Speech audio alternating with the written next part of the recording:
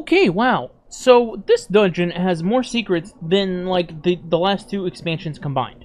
That might be a slight exaggeration, but at the end of it all, you do get the Icebreaker Catalyst if you happen to have already gotten Icebreaker either from contest mode or on your normal clears for Vesper's host. This video is going to talk about all of that, which includes doing all of the other puzzles in Vesper's host leading up to the Icebreaker Catalyst.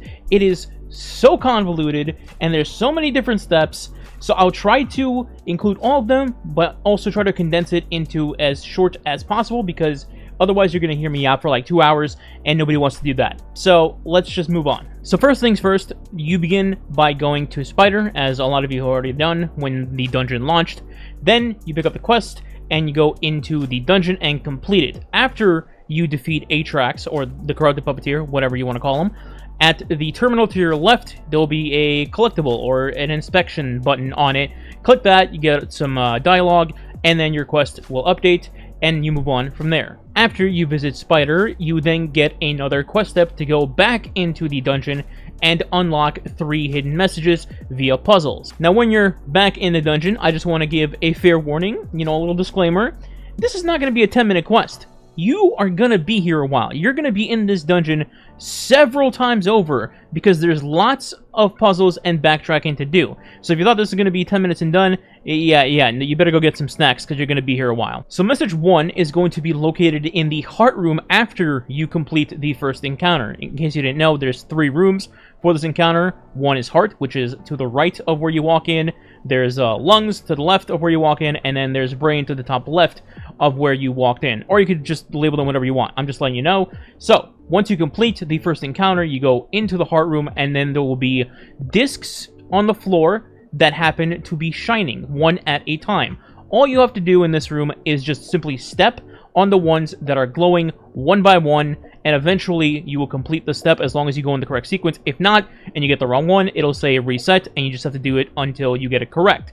And once you do, you will get an Ascendant Alloy and then some dialogue. After you've scanned the room and listened to the dialogue, you can then move on to the next part of the dungeon, which is going to be the maze room, aka the first time that you see the servitor boss. So for this part, the encounter itself is exactly the same. You can proceed however you want with that, but the puzzle part of this section is going to be, once again, having circular discs on the floor, and you're going to have to step on them one at a time in a sequence correctly in order to complete this step and get the second puzzle complete. Now, there's a difference with these plates from what you just did previously, and that is they do not initially glow, immediately telling you which ones to step on. Instead, you're going to have to find a console that's located either to the left of you or directly in front of you where you would dunk the first nuke, and then there will be little markers on said screen, and they're going to show you where these plates are, and the ones that are blinking are the ones you have to step on in the correct order. Now, as far as I know, this order is not static. It's not going to be the exact same thing every single time for every team.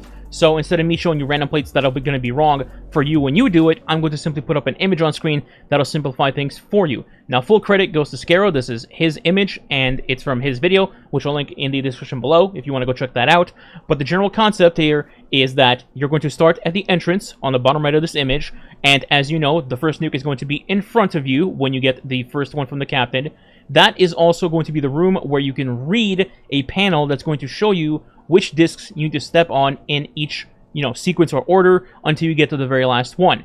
The ones that are blinking on the panel are the ones that you need to step on in that order. So you can either have one person read and the other 2 just run around and get on each plate, depending where it is, or you could have one person do both jobs and go read, go step on, go back, etc., depending if you're doing, a full team or maybe a carry and so on. Afterwards, there's another piece of dialogue on the wall that you can scan and then move on to the third puzzle. And for the third puzzle, to complete this quest step, you guessed it, it's more circles on the floor. Although technically some of them are not on the floor this time, but it's the same concept. So this is going to be in the jumping section right before you get to Atrax, or the Puppeteer, and you're going to be stepping on some more plates. Now, for this one, you're going to be looking at the panel, and the panel is located at plate number 5.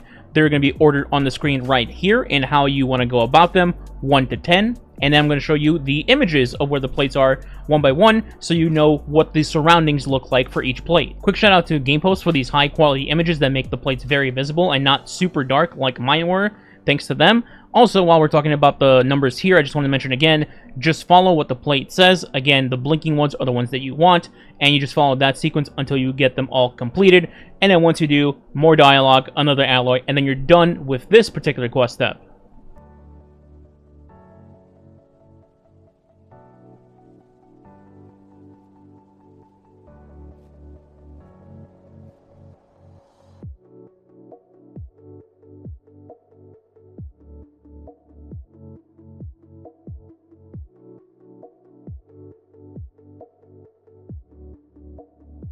So the next step is going to be going backwards, except you can't. So I don't know if this is intentional or not, but you need to actually backtrack now, because after getting the first level of access, you need to go back to the first time you saw the servitor, which is the maze, and then during that maze, you get into that secret doorway by Nuke 4 that you normally would not have gotten into on day 1. Now for my team, I literally tried to go all the way back there, but one door would not open, so we literally got gated out, and we needed to restart the entire dungeon. So basically, if you want to kill Atrax and get some loot, go ahead. Otherwise, just restart the dungeon and start from scratch.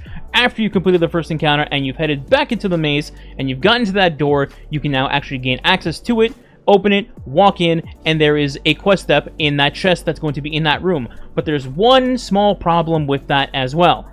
Apparently, you can only pick up this chest one person at a time. Yeah, don't know why. Again, I don't think it's intentional. But anyway, what you have to do is just basically open the chest. That one person now has the next step, but the other two don't. So you just reload your checkpoint into the dungeon. You're going to spawn a little further back than from the chest, but you got to do what you got to do instead of rerunning the entire thing, right? So you spawn back in, player number 2 gets it, spawn back in, player number 3 gets it. Or if you were doing the solo, then, well, you just skip after getting the chest yourself, right? After that is done, you need to solve another 3 puzzles. So for this, you're again going to need to backtrack, restart the dungeon. I warned you, you need to go back in several times.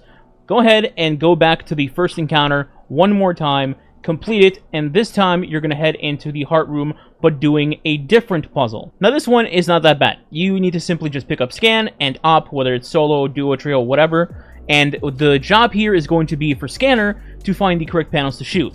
Now, as you know, in the first encounter, the scanner ends up telling you which ones are the white dotted ones on your radar, and those are the correct ones to shoot. For this puzzle, you're doing the opposite of that. So when you go up to a panel and it shows white, that means it's incorrect. What you want is to go up to a panel and then it vanishes on your radar, indicating that is the correct one to shoot. So all you have to do is just find the ones that vanish and then tell your teammates to shoot them, and then you'll be done with this puzzle and go on to the next one. Your second message and puzzle is going to be located in the jumping puzzle, where you would be heading to the final boss.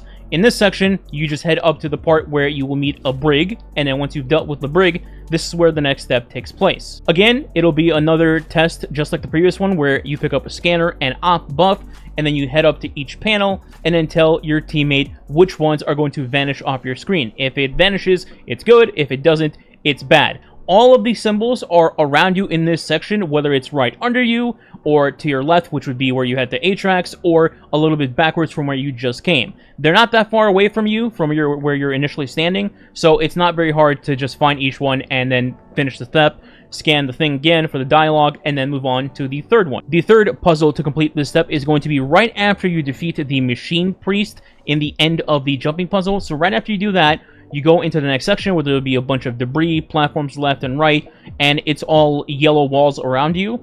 In here, you want to get into kind of the center of all of them, and there will be a small crevice on the bottom that you can jump into, which will then have 2 terminals for your operator and your scanner buffs. This is exactly like the last 2. You simply need to just have your scanner call out which ones disappear when they go up to a panel, and then you shoot those panels. Most of them are around you, whether they're above you or under you, but there are 2 that are a little bit backwards from where you just came. One is literally right under where you defeated that Machine Priest, and then there's one more slightly further ahead. But aside from that, they should be all pretty easy for you to find. Shoot them, and then collect the final dialogue node, and then you can complete that step and move on. Now backtrack a little bit right before you defeated that Machine Priest, and in that room where you saw a secret chest through a window but you couldn't enter, now you can get into this section and have access to that door. Open it up, head in the room, and then you can open the chest. Next, you talk to Spider, and then after you do, you once again go back into the dungeon. So for this next step, you're going to need to find blue panels. Now, this gets a little bit confusing, so I'm going to try to simplify it as much as I can. For this next step, there are 4 panels that you can find in the dungeon.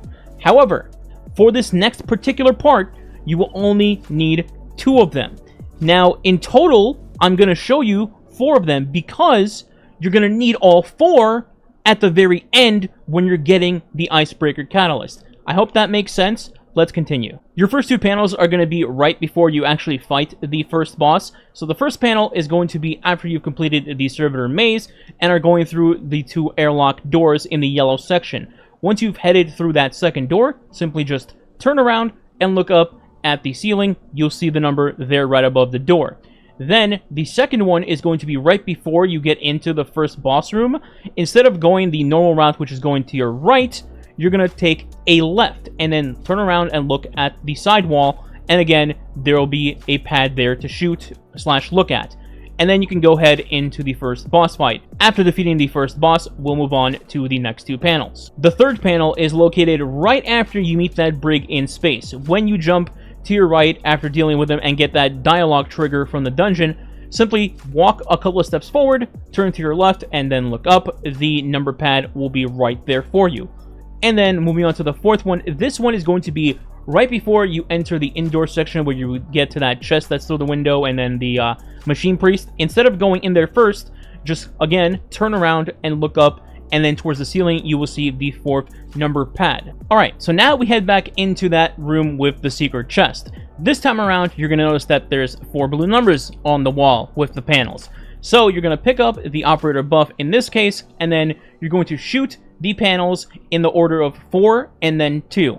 This will allow you to then open the chest again, and this time you will get a class item. Now, quick note here, in case you are someone that collects armor for all 3 characters, after you've completed this step, you can actually just give a fire team lead to your teammate, switch characters, join back up, walk back into this room, and then loot the chest again. This way, you can get class items for all 3 classes all at once, instead of having to run the dungeon multiple times to get a class item for each character. After that is done, you are finally done with this rogue network quest with Spider. You can talk to him for some useless dialogue, but we're done with him.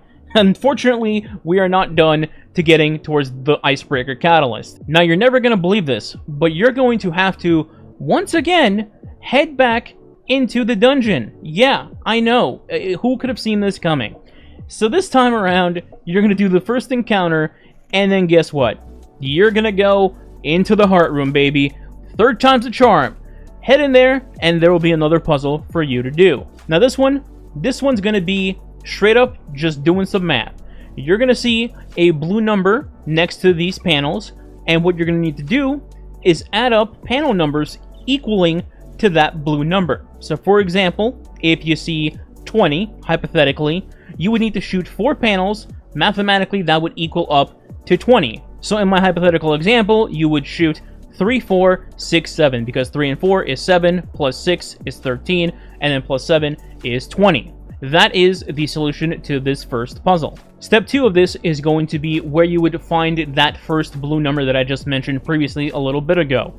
In this section, this is not going to be addition, but instead is going to be multiplication. So again, you're going to see a blue number on the wall. What you're going to need to do is multiply 4 panel numbers to equal that total amount. So in my example, we have 192, and we need to multiply 4 times to get to 192.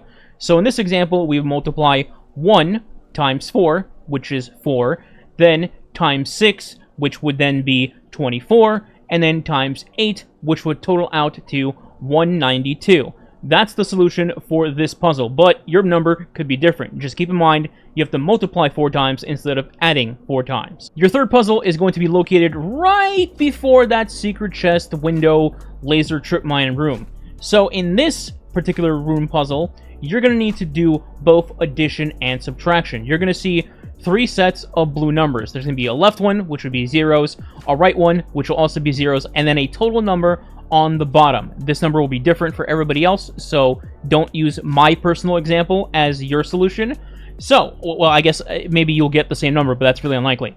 What you're going to need to do in this room is you're going to first need to add 4 panels for the left number and 4 panels for the right number. Then those two total numbers will need to multiply together to equal the total number on the bottom. So in our example, we ended up doing 1 plus 2 plus 4 plus 5, which ended up being 12. And then 1 plus 3 plus 4 plus 8, which would then equal to 16.